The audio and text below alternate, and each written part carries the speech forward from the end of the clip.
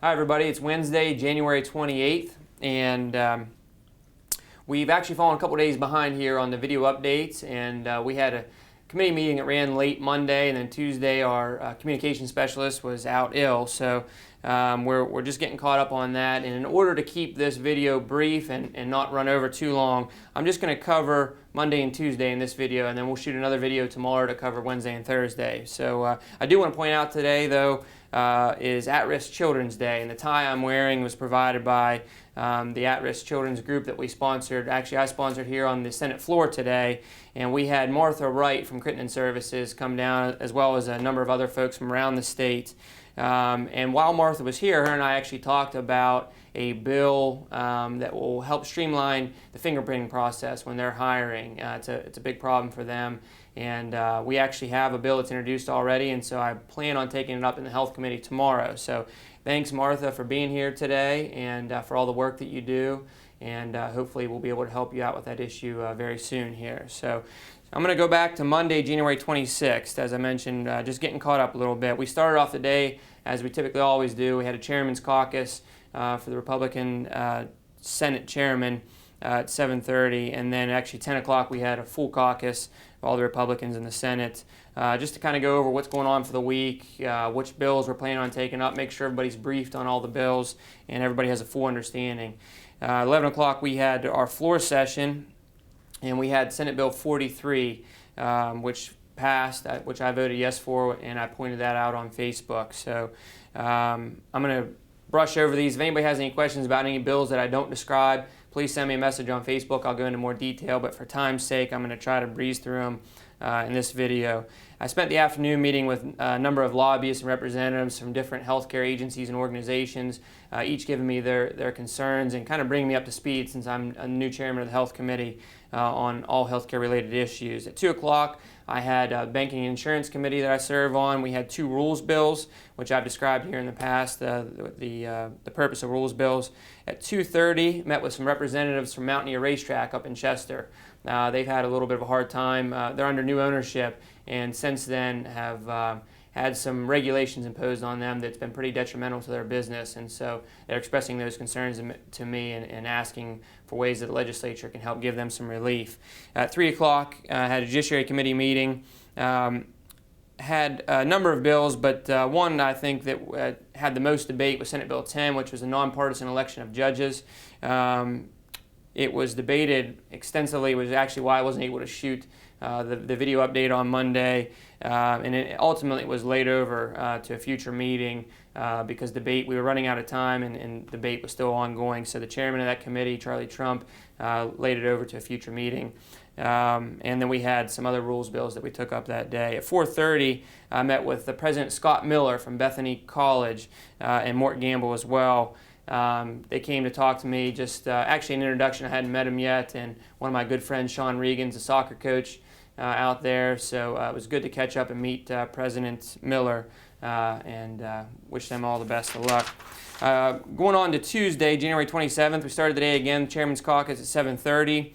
Left there and caught the tail end of the Northern Panhandle Caucus, which, as I've said on here before, all the senators and delegates from the Northern Panhandle get together once a week, talk about issues that are pertinent specifically to our region.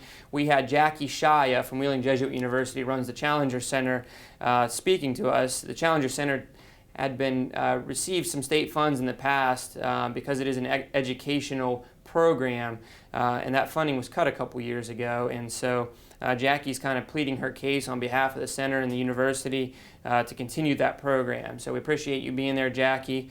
And Jackie and I actually met in the afternoon with Senator Seipold, who's the chair of the Education Committee, to kind of explain the case to him. And he was very receptive, thought it sounded like a wonderful program, and hopefully we can help them out with that. At 10 o'clock, we had the labor meeting.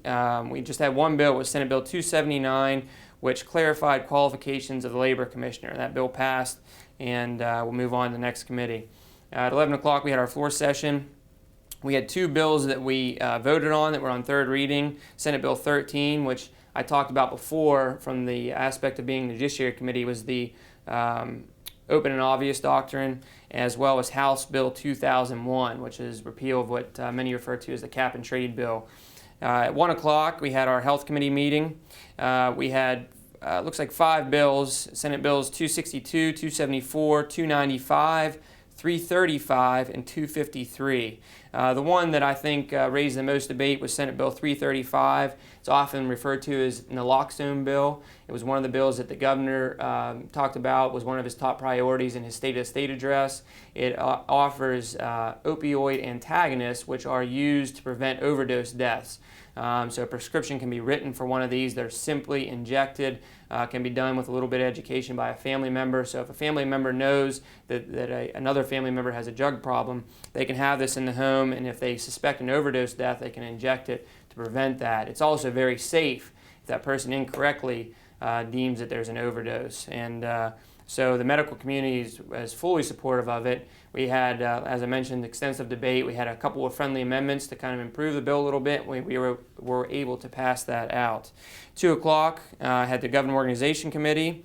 We had several rules bills again, as well as Senate Bills 106 and 114. Then at 3 o'clock, it had the Judiciary Committee meeting. Again, more rules bills. And also, I think, again, the bill with the most debate in the Judiciary Committee on Tuesday was Senate Bill 6, which was the medical professional liability reform. This was a bill that was originally passed back in 2001 and then added to in 2003, and it was a way to give relief to the physicians and medical community because of the skyrocketing malpractice premiums that were driving a lot of physicians out of the state. And if you remember, we actually had physicians at our own Wheeling Hospital. Some of the surgeons there actually went on strike because things had gotten so bad. So the initial bill was to provide some relief there. This is reinforcing those standards, as some of them have been infringed upon by some judicial rulings. So that bill was debated extensively, but ultimately passed. So that wraps up Monday and Tuesday of this week. As I mentioned, on Thursday, tomorrow, I'll be providing updates from Wednesday and Thursday. So appreciate you listening. If there's anything that I left out or anything you'd like me to elaborate on, please send me a message, post it on our Facebook wall, and I'm happy to do so. Have a great day.